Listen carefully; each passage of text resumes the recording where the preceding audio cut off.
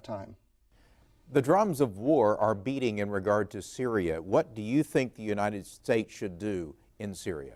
Well, this is a very complex situation. What I would say is the president has drawn a red line, and I think he now understands that he drew that line prematurely.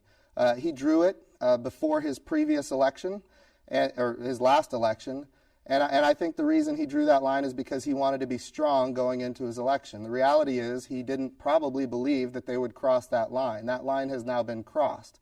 And it looks like we are sending ships, we are indeed sending ships to the eastern Mediterranean that have cruise missiles. So the question now before the president is he going to launch a strike on Syria? And here's I think, what my big reservation here is. There is nobody in the administration saying that our goal here is to tip the balance of the war in Syria towards the rebels. That's not the goal here. It seems to me their goal is to launch some missiles because he drew a red line.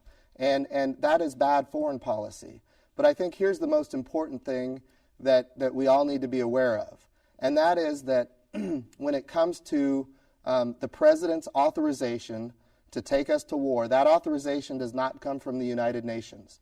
That authorization does not come from NATO, and it doesn't come from international bodies. Currently, the president's administration is saying that authority is going to come from an international coalition. Well, that's incorrect. His authority to go to war comes from the United States Congress. He has not made his case to go to war in this particular case. And certainly I am not going to authorize him to start doing airstrikes into Syria without making the case for anytime you engage in this kind of activity, the very first step is to say, what are the national security interests of the United States of America? And I don't see the president making that case. What he's saying is, they crossed the red line, we're going to launch some missiles, and we're going to go home. And that's bad foreign policy.